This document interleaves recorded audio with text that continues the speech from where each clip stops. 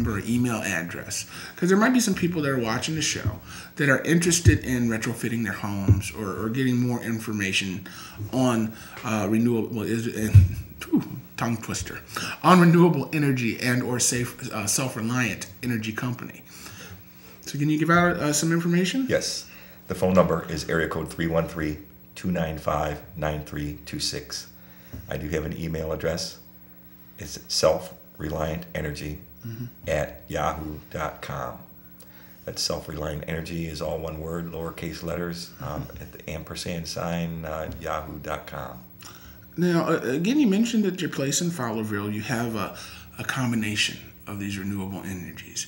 Is there a reason why you didn't just pick one and put up 5 turbines or 50 solar panels? Or is there a reason why you combined them other than to act as a display place for your products?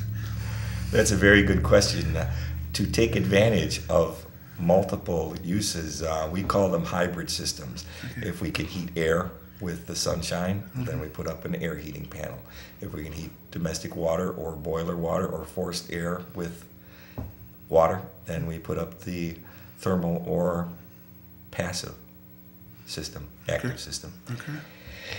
And if we're looking to create electricity, then of course we would use photovoltaic system, which creates energy from sunlight.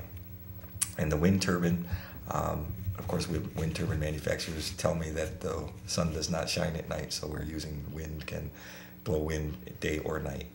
So by using a combination or multiple, we can generate as much energy as we can conceive or as we would want to or require. All right, now school me on this, because I've heard this, and this is almost a fantasy of mine, okay?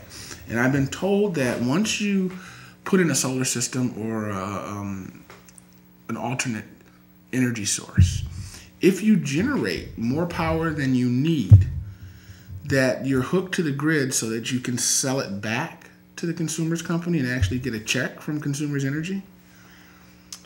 That's another very good question. People have done it in Michigan, and I'm not going to elaborate on this. It can be very difficult and very expensive to sell the power back to the utility companies. If you are able to sell it back to the utility companies, it's not at the same price that you pay for the power. Of course. So you are investing in the utility companies and not in your own energy creation. Okay, but I mean, this is extra stuff. This is stuff you're not using.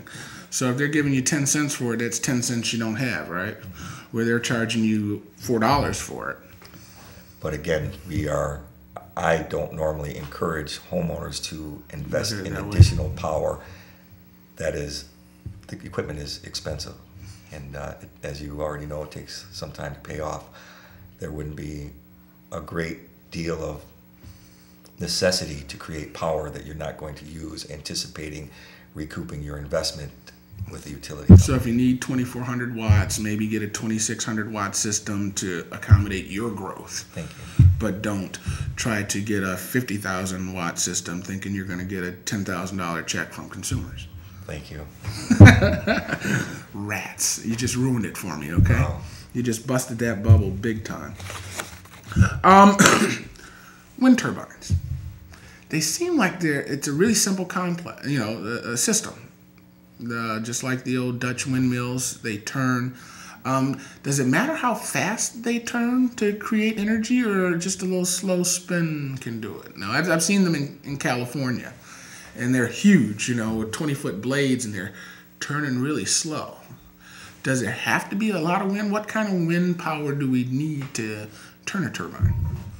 In Michigan, we have approximately 13.4 mile-an-hour wind speed, which was calculated by the U.S. Department of Energy. The smaller turbines require much more wind speed. The larger turbines may not. The generator and the blades are designed to work together. If you're at a height that needs to turn to specific RPMs, that's going to be a tough question. That's a hard question to answer, but I understand what you're talking about. The smaller wind turbines, 1, 2, 3K, 5K, don't require as much wind speed to operate. But when you're talking about a larger wind turbine, of course, the height is necessary, and the wind speed is necessary. At a higher height, 100 feet, the wind is stronger, and more stable than at a lower wind speed. Okay. If you see some of the larger wind turbines, they don't have tail fins on them to direct the direction. They will move in the direction of the wind, but not as rapidly as a smaller wind turbine. Here's a question I'm pretty sure you're not going to be able to answer, but I'm going to ask anyway. Shoot. I live in a historic district.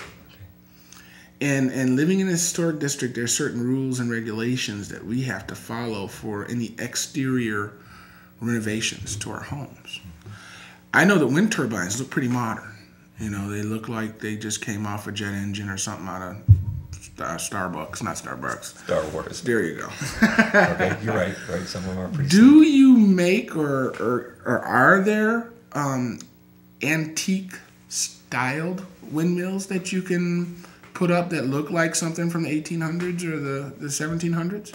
There is equipment that is available that looks very much like the older style mechanical water pumping wind turbines that were once used to extract water from the ground. There are companies that have the towers and the blade assembly and the generator that is mounted into the base of the turbine or the tower of the turbine instead of the height of the turbine, and looks very much like a piece of farm equipment, or Farm Boy, I believe the name of the company is called. Okay. You did mention that the height of a turbine is important.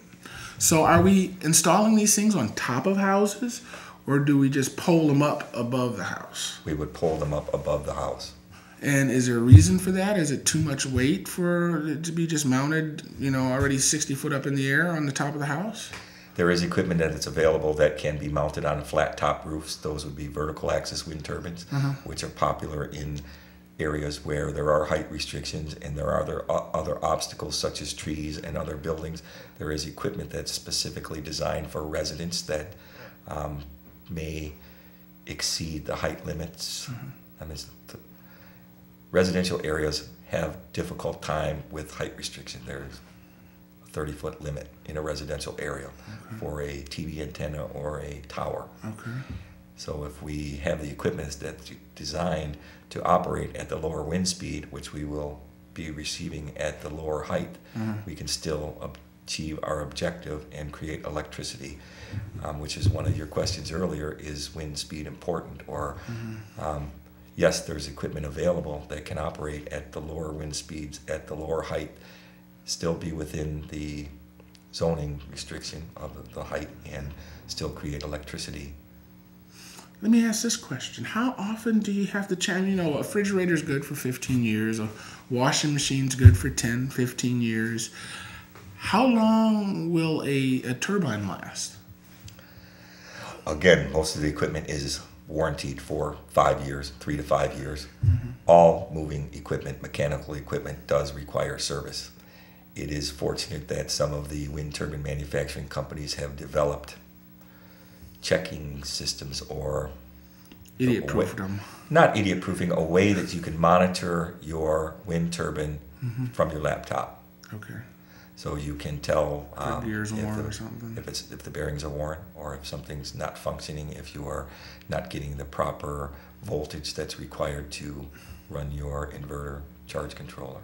Okay. You also had mentioned that some of the wind turbines, I like the concept of wind, have the rudders on them to turn themselves automatically into the wind. What do you do with the ones that don't have that? Do you manually check? I mean, you look at the news and see that the wind's out of the southwest and crank this thing around, or how does that work?